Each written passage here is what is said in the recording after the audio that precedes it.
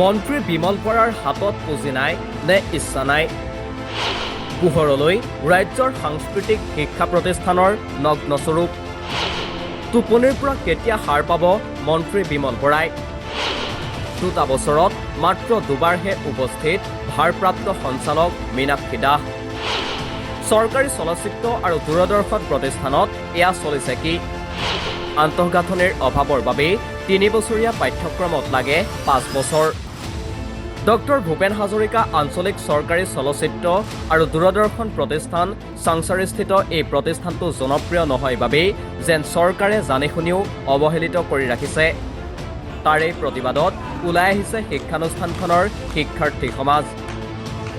আন্তঃগাঁথনিৰ চৰম অভাৱৰ বাবেই 3 বছৰীয়া পাঠ্যক্ৰম এটাত শিক্ষাৰ্থীয়ে খৰচ কৰিব লাগে অতিৰিক্ত 2 বছৰ। শিক্ষাৰ্থীৰ বাবে নামত মাত্ৰ আছে এটা কম্পিউটাৰ। এটা সাধাৰণ প্ৰজেক্টৰে ঠিক কৰিব পৰা নাই বিভাগীয় কৰ্তৃপক্ষই। কেৱল যে আন্তঃগাঁথনিৰ সমস্যা সেয়াই নহয়, শিক্ষানুষ্ঠানখনৰ শৈক্ষিক পৰিৱেশতো আহি পৰিছে বিভিন্ন বাধা। ৰাস্তা ঘাটৰ দুৰৱস্থাৰ লগতে শিক্ষানুষ্ঠানৰ নিকটৱৰ্তী অঞ্চলত পাহাৰ কাটি থকা কাৰ্যই শৈক্ষিক পৰিৱেশ বিনষ্ট কৰাৰ অভিযোগ তুলিছে শিক্ষাৰ্থীয়ে। এশোএবুৰি সমস্যাৰে ভৰা চৰকাৰী শিক্ষানুষ্ঠানখনত কিদৰে সমস্যাৰ সন্মুখীন হৈছে সেয়া বিৱৰি ক'লে প্ৰতিবাদী ছাত্ৰই। নমস্কাৰ। আজি আমাৰ যিটো ডক্টৰ ভূপেন হাজৰিকা আঞ্চলিক চৰকাৰী চলচ্চিত্ৰ আৰু টেলিভিছন প্ৰতিষ্ঠানৰ আমি ছাত্ৰ একতাই মিলি যিটো আজি প্ৰতিবাদ সাব্যস্ত কৰিছোঁ, ইয়াৰ প্ৰধান কেইটামান কাৰণ হ'ল যে আমাৰ ইয়াতে লেব মেইনটেনেঞ্চ নাই। মানে আমাৰ ইয়াতে এনেকুৱা হৈ আছে যে মানে এটা কম্পিউটাৰ ভালে থাকে আৰু এটা কম্পিউটাৰত এজনে কাম কৰি থকাৰ লগে লগে বাকীকেইজন বাহিৰত বহি থাকিব লগা হয়। গতিকে সেই লেবৰ মেইনটেনেঞ্চ নোহোৱাৰ কাৰণে মানে আজি বহুতখিনি আমাৰ প্ৰজেক্টে হওক এতিয়া লেট হৈ যাব ধৰিছে। যিটো কোৰ্চ আমাৰ 3 বছৰত শেষ হয় সেইটো বৰ্তমান আমাৰ প্ৰায় 5-6 বছৰ লাগি গৈছে। আৰু ছেকেণ্ড কথাটো হৈছে ক্লাছৰুম থিয়েটাৰ, যিটো আমাক আমি মেইনলি CRT বুলি কওঁ। এই CRTটোত মানে আমি ৰেগুলাৰ চিনেমা চাব লাগে আৰু ইয়াৰে যিটো মেইন প্ৰজেক্টৰ, সেই প্ৰজেক্টৰটো বৰ্তমান এতিয়া আমাৰ ভাল অৱস্থাত নাই আৰু আমি তাৰ কাৰণে এক্টিং ডিপাৰ্টমেণ্টৰ প্ৰজেক্টৰটো আমি ইউজ কৰি আছোঁ।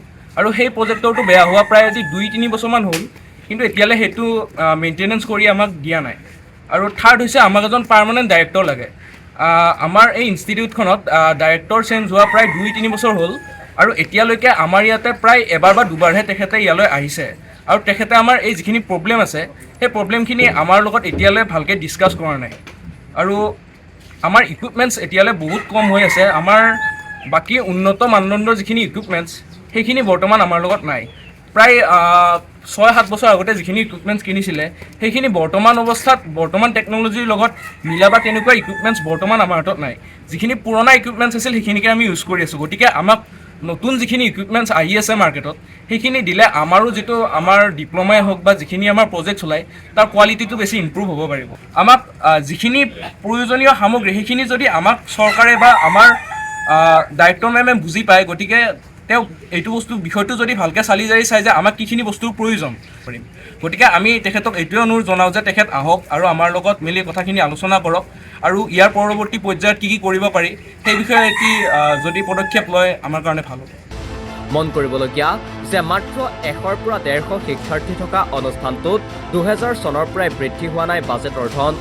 আনহাতে ভাৰপ্ৰাপ্ত সঞ্চালক হিচাপে দায়িত্ব দিয়া মীনাক্ষী দাসেও সমাধান কৰাৰ নামত কেৱল আশ্বাস প্ৰদান কৰিয়েই দায়িত্ব সামৰাৰ অভিযোগ উত্থাপিত হৈছে। বিগত 2টা বছৰত মাত্ৰ দুবাৰহে সঞ্চালকগৰাকীৰ মুখ দেখিবলৈ সক্ষম হৈছে শিক্ষাৰ্থী সমাজ। এইগৰাকী মীনাক্ষী দাসৰ সময় নোহোৱাৰ কাৰণো আছে, কাৰণ অসম চৰকাৰৰ সাংস্কৃতিক পৰিক্ৰমা বিভাগৰ সচিব পদত আছে এইগৰাকী মীনাক্ষী দাস। কেৱল সেয়াই নহয়, সাংস্কৃতিক বিভাগৰ সঞ্চালকৰ লগতে লুইত কোঁৱৰ ৰুদ্ৰ বৰুৱা ৰাজ্যিক সংগীত মহাবিদ্যালয়ৰো সঞ্চালক পদত আছে এইগৰাকী অসম চৰকাৰৰ বিষয়া। সেয়ে শিক্ষাৰ্থীসকলে দাবী কৰিছে এগৰাকী স্থায়ী সঞ্চালকৰ নিযুক্তি। আমি আজি এই প্ৰটেষ্টটো আগবঢ়াই আনিছোঁ কাৰণ আমাৰ ইনষ্টিটিউটত ঢেৰ সমস্যা আছে। তাৰে ভিতৰত প্ৰধান সমস্যাটো হৈছে যে আমাৰ পাৰ্মানেণ্ট ডাইৰেক্টৰ নাই। যেনেকৈ এটা পৰিয়াল চলিবলৈ এজন মূল মানুহ লাগে চলাবলৈ, গোটেই পৰিয়ালটো ভালকৈ চলাই নিবলৈ, তেনেকৈ এখন ইনষ্টিটিউট চলিবলৈও এজন ডাইৰেক্টৰৰ খুব প্ৰয়োজন। আৰু আমাৰ ইনষ্টিটিউটত পাৰ্মানেণ্ট ডাইৰেক্টৰ নথকাৰ কাৰণে আমাৰ বাজেটকে ধৰি ঢেৰ সমস্যা হৈ আছে ইনষ্টিটিউটত, যোনখিনি আমাৰ সমাধান পোৱাই নাই এতিয়ালৈকে।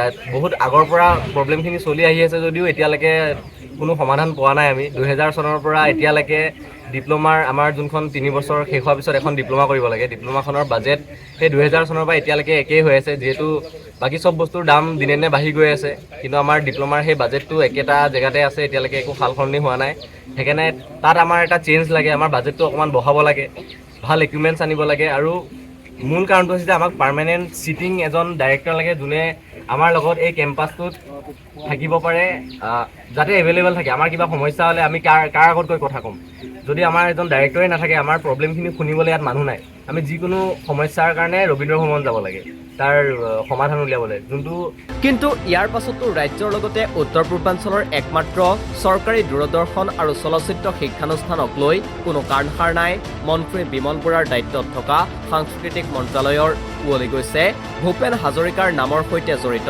চৰকাৰী অনুষ্ঠানখনৰ অৱস্থা উল্লেখযোগ্য যে অসম আৰু উত্তৰ পূৰ্বাঞ্চলৰে একমাত্ৰ চলচ্চিত্ৰ আৰু দূৰদৰ্শনৰ চৰকাৰী শিক্ষানুষ্ঠান পূৰ্বে জ্যোতি চিত্ৰবনৰ সৈতে সংলগ্ন হৈ থকা অনুষ্ঠানটো 2011 চনত পৃথক হৈ সুকীয়া অনুষ্ঠান হিচাপে প্ৰতিষ্ঠা লাভ কৰে তাৰ পাছতেই 2016 চনত পূৰ্বৰ নাম সলনি কৰি নতুনকৈ নাম দিয়া হয় ডক্টৰ ভূপেন হাজৰিকা আঞ্চলিক চৰকাৰী চলচ্চিত্ৰ আৰু দূৰদৰ্শন প্ৰতিষ্ঠান হিচাপে পৰৱৰ্তী সময়ত 2018 চনত চাংচাৰীলৈ স্থানান্তৰিত কৰা হয় এই চৰকাৰী শিক্ষানুষ্ঠানখন কিন্তু অসম চৰকাৰৰ সাংস্কৃতিক বিভাগৰ অন্তৰ্গত এই অনুষ্ঠানৰ অৱস্থা এতিয়া একেবাৰেই তথৈবচ যি সময়ত চৰকাৰে ইখনৰ পাছত সেইখন মেডিকেল কলেজ বিশ্ববিদ্যালয়ৰ কথা ঘোষণা কৰি আহিছে তেনে সময়ত মাত্ৰ 100 পৰা 150 শিক্ষাৰ্থী থকা শিক্ষানুষ্ঠানখনকেই সুচাৰুৰূপে চলাবলৈ অসমৰ্থ অসম চৰকাৰ প্ৰশ্ন হয় শিক্ষাৰ্থীসকলৰ এই প্ৰতিবাদত গুৰুত্ব দিবনে বিভাগীয় কৰ্তৃপক্ষই